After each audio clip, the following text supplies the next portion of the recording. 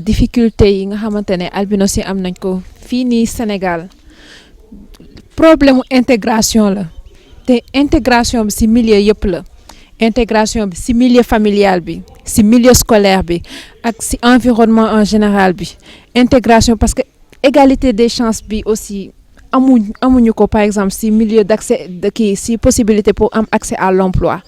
loolu dafa nekk loo xamante ne c'est vraiment dommage loo xamante ne effectivement warut a am parce que albinos nit la comme ñëpp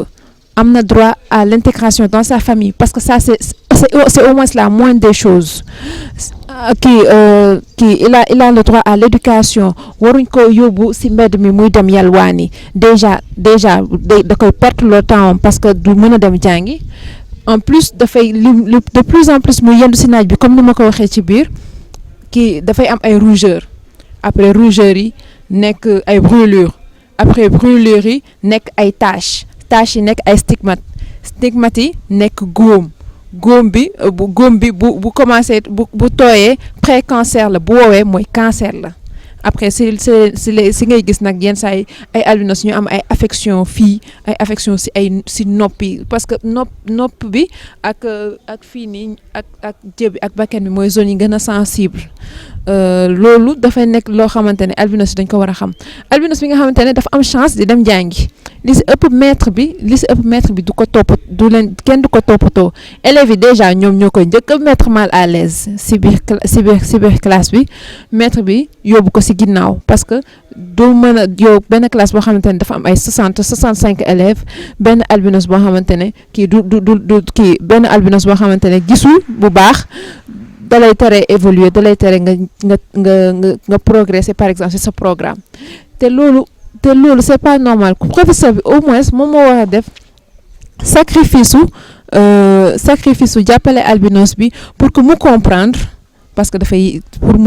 yéex en plus pour que mën ko yóbbu ci kanam mu mën a gis li nekk ci tableau li ñuy bind ci tableau bi ñi nga xamante ne dañuy taxaw ci naaj bi pour yalwaan te ñu koy def ñàkk du kii de ñàkk xam rek la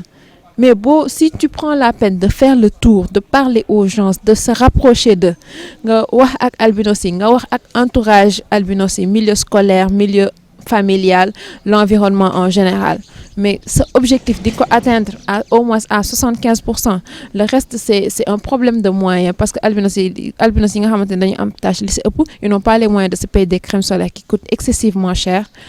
et c'est ça te liggéey boobu c'est très important bu fekkee waa ONU prêter nañ attention ci phénomène albinisme ba ñu jox ñu benn journée pour sensibiliser les gens sur les questions de l'albinisme alors association yëpp ci am wàll moo tax association bu nekk jug na créer ay activités wax ak albinos yi sensibiliser leen mettre leen à l'aise et gëmloo leen ni ñoom ñu mën a gëm seen bopp lañu si Géejawaay mos naa dem ci benn jeune fille benn kër jeune fille boo xamante ne Géejawaay la nekk mais déjà eux ils vivent dans une extrême pauvreté mais dans la pauvreté la plus totale te albinos boobu jeune fille la elle a 20 ans moom mooy dundal seen waa kër par le biais de la mendicité yaramam bi yëpp yàqu na te nu mu tuddati boo waxee ak moom ni da ngay xam ni waa këram ñoom ñoo koy pousser depuis l'enfance à faire de la mendicité nga xam ni ñoom ñoo ko ci pousser te ñoom ba léegi dañ ci ngëw te ba léegi dañ koy forcer ci loolu te en plus de ça dafa am doom benn xale lu góor moo ko nax ba mu jëlee ci grossesse mu gain bi reconnaître xale bi moom elle est maintenant seule dans ces conditions-là elle vit dans la mendicité avec un enfant te loolu man nekk loo xam ne dañ ma ko nettali loolu man maa ko gisal sama bopp loolu métti woon na trop bi ma koy gis métti woon na ma trop bi ma koy dund et ba léegi man la dernière fois nag dem naa këram après sama waa kër bi ma voyagé dem tournée européenne sama waa kër dem foofu noonu mu nekk affaire boo xamante ne dafa métti c'était elle a été discriminée au sein de sa famille elle n'a pas étudié elle a été harcelée sexuellement et je dirais même elle a été abusée sexuellement ba mu jële ci grossesse, mais c'est extrêmement grave moom li mu dajale ci problème par rapport à son albinisme dafa bëri.